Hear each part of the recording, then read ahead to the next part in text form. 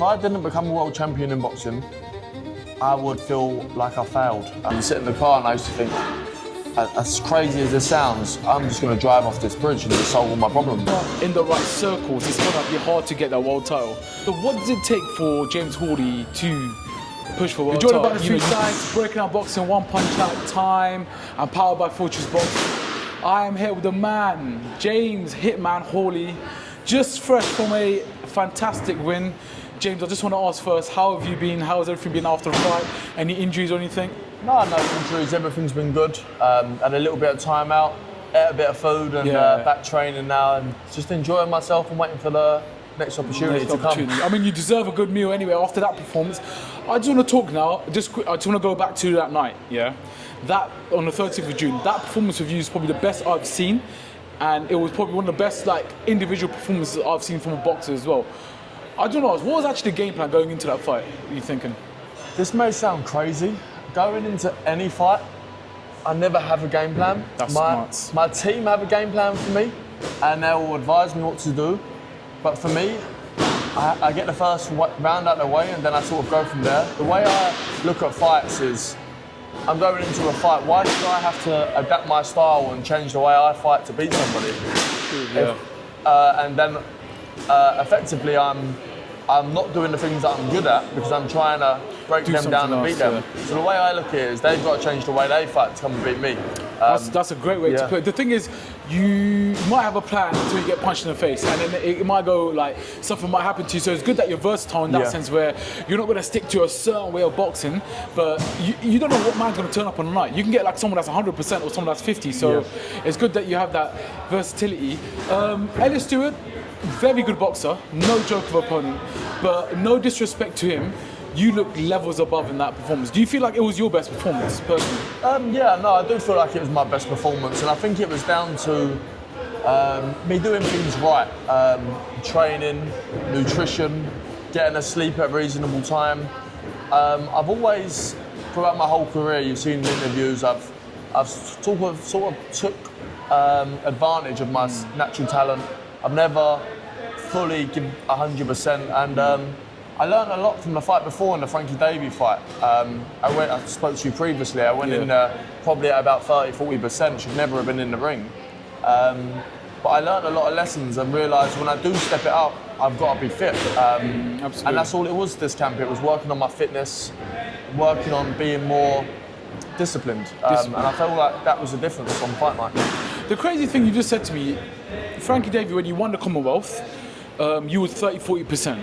The fact that you was only 30-40% in that fight, you still won, you performed well, you put Frankie down with a great uppercut in the 6th round, because I remember I was there, and I mean, Frankie trains out, no disrespect to Frankie, he's a great boxer as well. The fact that you're beating them caliber of boxers at 30%, just imagine you at 100, I feel like, is it better opposition you need for you to get that 100%? Do you know what? It's the better opposition, the more I get up for the fight, the more I'll train. The thing with the Frankie Davey fight, it was never that I didn't think Frankie was a good fighter.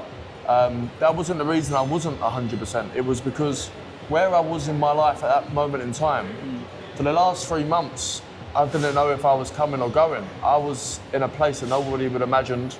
I'd hit rock bottom 10,000 times. I was out every day doing the wrong things. I wasn't in the gym. And for me, I got this phone call 6-7 weeks before the fight, and in my eyes it was like, me taking this fight is going to get me out of the hole I'm in right now, because I know being in a fight camp, I'm never going to make the mistakes of doing what I was doing at that moment in time, being in fight camp, knowing that my undefeated record's on the line, my pride's on the line. So for me, it was taking that fight was pulling me out of the hole that I was in, and I believed, not being 100%, I could still, it was a winnable fight. But then I learned so much from that fight, because it was more difficult than I expected, down to my fitness, down to my preparation, that going into this fight, everything changed, and I made the adjustments, and I done 10 rounds, and I probably could have done another 10. I felt good. You looked very good in that fight, and even though it went the full 10 rounds, you looked like I feel like you did look better in this fight, but it just actually shocked me, the fact that you're saying you're only in 30-40%, but like if you were to train hard and get to that 100%, What's the limit for James Hawley? So I believe, again, I have these conversations with people. They say you need sparring. They say you need strength conditioning. That you need this, you need that. For me, if I'm fit, I genuinely believe I beat anybody in Britain right this moment in time. If you give me a 12-week camp and I train my socks off, there's nobody in Britain that can beat me. It's impossible. And I genuinely believe, listen, I'm not blowing my own trumpet, but I believe, like you said in that interview, somebody like Malik Zinad somebody like that, top 20 in the world, I believe he is. That's the sort of fight I want next. Yeah, he's I think what it is, I was saying it because I've seen you box these guys, and no disrespect to any fighters out there, I just think you're the level above. Like, there's no point being in like the playground with guys that you're just better than. You know what I mean? You need to go to that next level. That's how you get to that next level. And for example, Matt Zinner, I've sat with him, I spoke to him. He's a good, serious operator. I like to see good fights. I feel like for you as well as a boxer, like you said, for you, you need someone better to get the better out of you. If you've got someone that's a threat, you're gonna be like, crap, I need to make sure, I've got my hands up and whatnot. How do you think that fight does go though? Malik Zinad? Malik Zinad-esque? Again, like I say, I believe me being 100%, I beat anybody. And I think Malik Zinad's a very good fighter. I've done a very good first half of the fight against, was it Bivol? Bivol, he fought, yeah. Again, taking no credit away from him. I think it'd be a great fight, and I think I come out victorious. Yeah, that's fair. I mean, that's the fight you need, James. I feel like there's no point of you having a step backwards. And one thing I do want to point out, at the end of the last fight you had with Ellis Stewart, you said, if I'm going to fight in small hall again, I'm not fighting again. And I kind of do understand. I mean, I want to see you again because I like boxing. I think you're a great boxer. But I do get your frustration. But, like, are you quite frustrated with enough keep fighting on these small hall shows? Do you know what? I'll be completely honest with you. It's not just me. I've seen it. So many boxers retire from boxing. I could generally go and get a job as a dustman and I would earn more money than I've earned in my whole boxing career. Yeah. And I would earn more money. My 15 fights I've had, or 14 fights I've had, I would have earned more being a dustman for a year. Probably. I've paid for the majority of my fights. I've been paid absolutely peanuts for headlining shows. And for me now, it was never about the money, but it comes to a point where it's like, I feel like people are starting to take the piss out of me a bit. And I just want what I'm worth. And for me, I will generally walk out that door and call it a day. I got offered a fight the other day, offered me 12 grand for a fight. On a big show, and I said I'm not interested. I don't want it. I want something good. I would generally rather go and get a job in McDonald's and call it a day.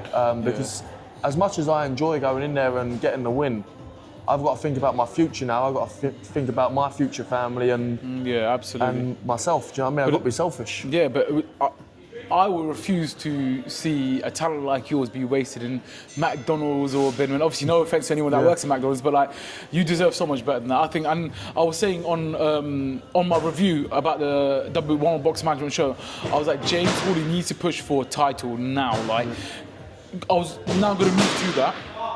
Obviously, you got some good super middleweights in the country, let alone around the world. You got the likes of obviously Callum Simpson that's fighting Troy Williamson. That fight's happening now, so that's kind of like you don't want to wait 9-8 months for a fight. But there is a boxer called Ollie Cooper that has the English title that just recently won against James Osborne. How does that sound to you? Yes, again.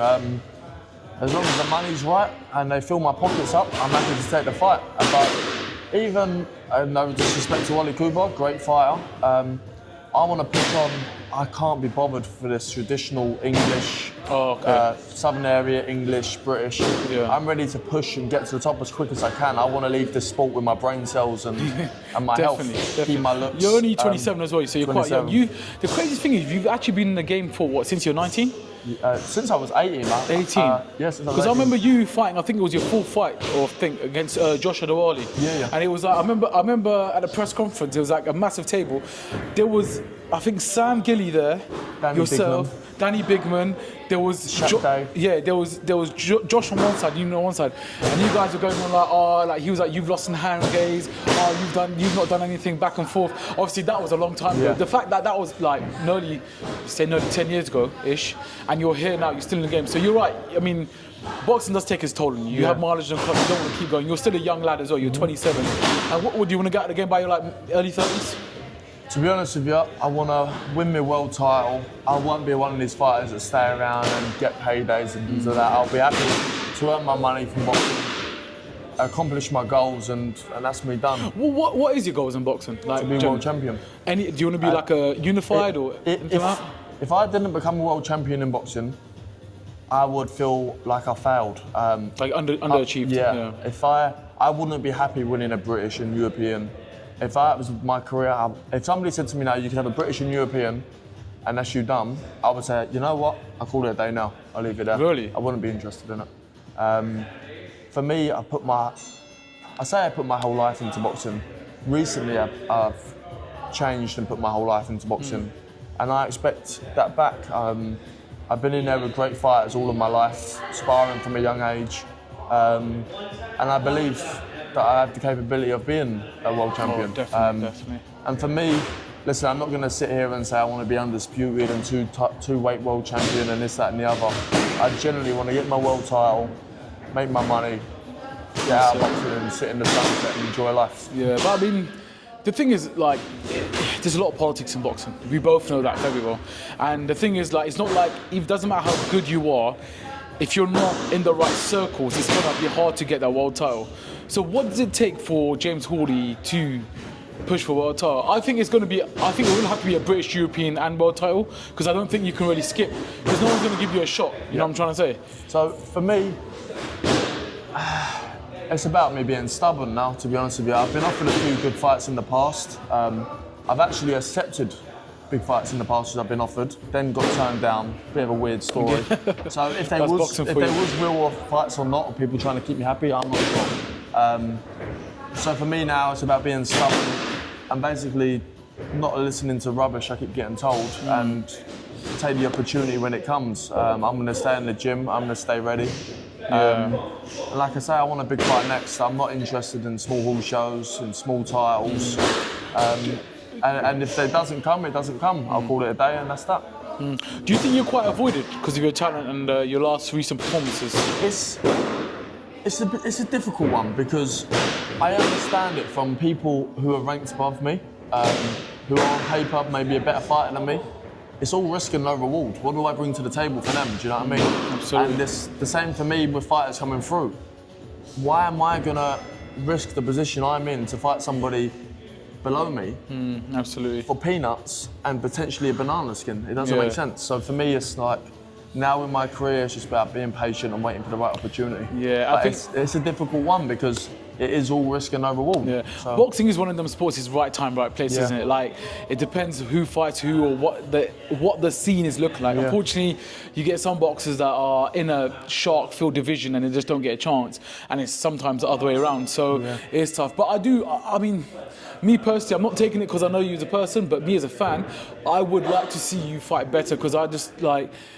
You're too talented to not have your talent tested, if you know what I'm trying to say. I'm not saying I want to see you lose anything like that, but I want to see James Hawley, like, you know, in a pressured fight where you're going to have to crank it up a bit more, not going, you won't be able to go and finish it. And I do feel like you have that talent. Like, you are probably definitely one of the best super middleweights in the country, hands down. And I think you can get to that level, but obviously it comes down to opportunity, it comes down to staying ready and stuff like that. One thing I do want to talk about, and this is quite an important topic to myself, about mental health. Now, I've been watching, I do my research.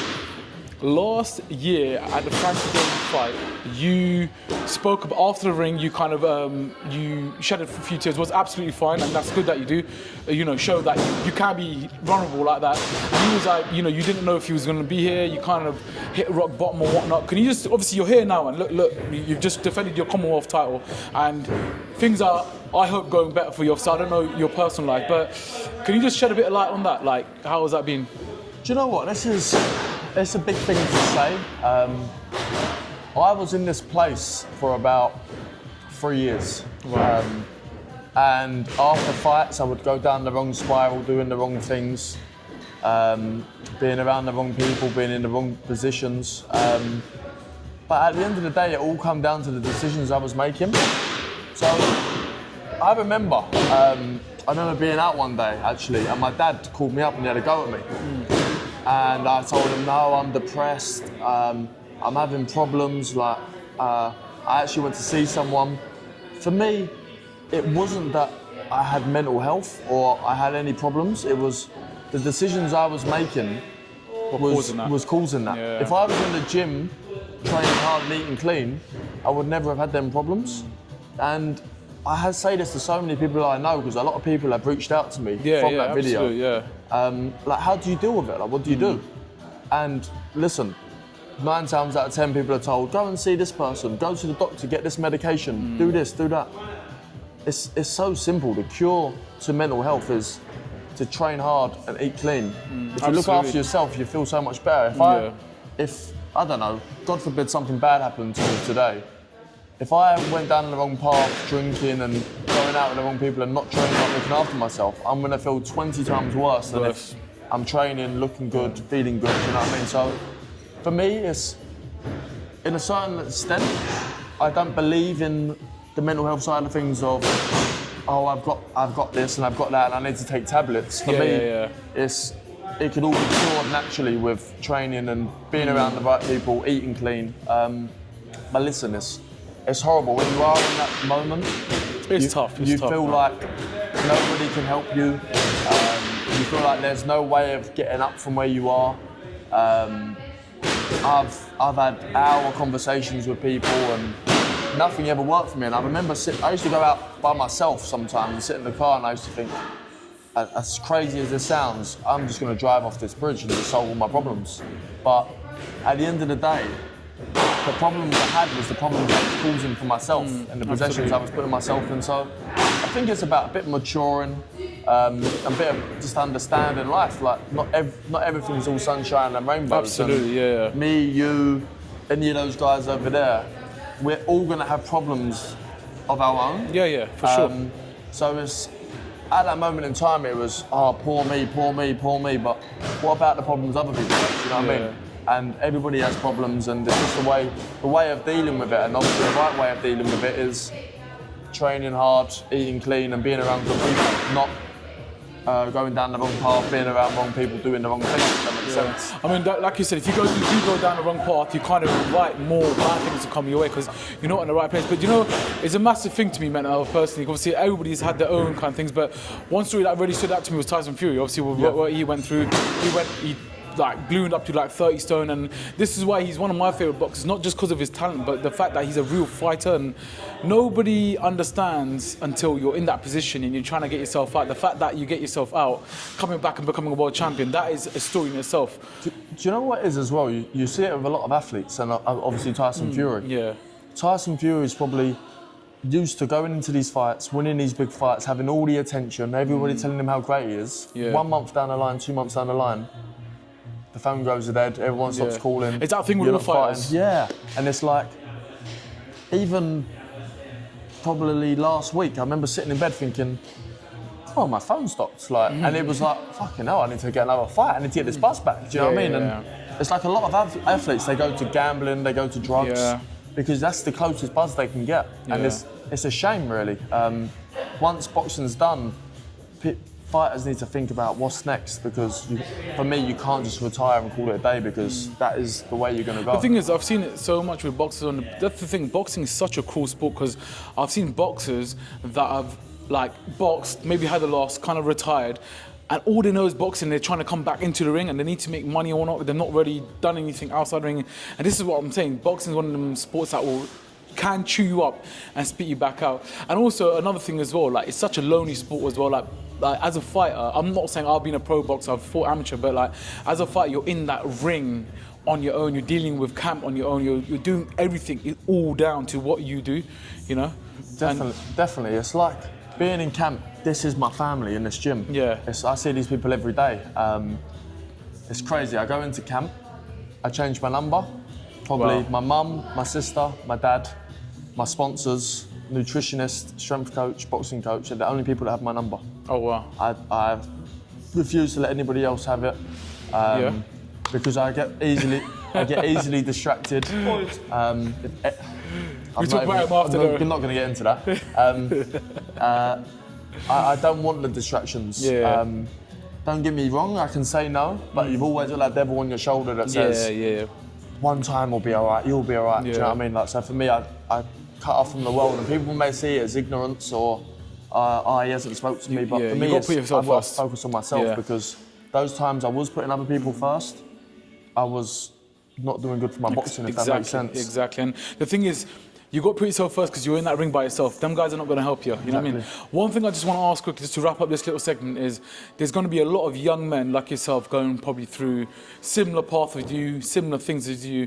What bit of advice can you tell them? Maybe let's go to a younger James Hawley that might have, you know, done a few mistakes or whatnot. What bit of advice are you giving to your younger self? My bit of advice I could give to my younger self would be to not listen to anybody else, to make your own decisions, to follow your dreams. Basically, what it is growing up for a young kid is kids all have these dreams of what they want to be when they're older. They go into school, they get told, you've got to do this, you've got to get a job, you've got to work 9 to 5. It's down to you at the end of the day. If you're happy to do a 9 to 5 and live that same boring life as everybody else, or if you want to take that risk and be different. For me, as long as you put your 100% into something, it's impossible to fail. So whatever dream you have, just keep chasing your dream and never give up. And don't get distracted by the wrong people. That's it. That's some great advice. Thank you so much for sharing that, James, because I'm sure even myself, I can take that advice as well. And there's so many people out there that hopefully might need an answer, and and you've given them that. Back onto more of your boxing now. All right, you defended your Commonwealth now for the second time against a good operator. Where do we want to see James Hawley next, and what kind of fight? Or when can we see James Hawley next, and where? When the promoters decide to put their hand in their pocket, and I'm not too sure. Maybe one more fight before the end of the year. I'll be happy with one more fight before the end of the year. Either for a British or a European once Callum or Troy vacate, because I would imagine they would move on to world level. Yeah. And that fight happens, I think, in 6 or 7 weeks. Yeah, in a few weeks, yeah. So 6 or 7 weeks, I'll have more of an idea what's available. And I'd imagine I would be near enough mandatory for one of those titles. Something, surely, yeah. So fingers crossed for one of their titles. Could potentially fight the winner or the loser in that fight. Could fight somebody from another country, like you say, Malik Zinad or something like that. I'm not really too sure at the minute. It's just about seeing what opportunities come and seeing what makes sense. Absolutely. Because obviously, the older I've got, I've realised that boxing is a business at the end of the day. And although I can think that I can beat these fighters I'm getting offered, I don't want to take these fights if it doesn't make sense for me financially and title-wise and ranking-wise. You know what I mean? You need to be. I feel like you need, as someone with your talent and your caliber now, you need to be something. You have that pulling power because you're a Commonwealth champion. You've defended it already. It's like sooner or later, James Hawley's going to come knocking on the door. You can't avoid, because the board will just make a fight, and they can't avoid you. As much as people might want to avoid you because you could be a banana skin for their career, they don't want that, you know what I mean? But James, I think that's been a good interview there. I've got so much from you there, and you know what? I really appreciate your time, and most importantly, sharing your little bit of a segment of mental health. I think mental health is such an important thing, and so keep out for James, a top talent, and just anything else to say you want to say to anyone? I'd just like to, if it's all right with you, just to say thank you to my sponsors. Yeah, of course. Go ahead. The camera's there. If it wasn't for these people, my last camp wouldn't have been possible to put 100% into it. Albie with ACB in New Elton, great guy, helped me through tough times. My longest serving sponsor, Luke with Residence. Residence training brand is unbelievable. Great people. Ollie is also from New Elton, OMD, and Simon with Reclaim My Money. Without these people, honestly, it wouldn't be possible to be able to step under them ropes and give it 100%. So, and I want to say thank you to his sponsors as well, because if they weren't there, he won't be fighting, and I miss out on good boxing then, you know what I mean? And I won't be able to do this interview, but sponsors are so important at the end of the day. But James, thank you so much. I really appreciate that, Thank you very much. I appreciate it.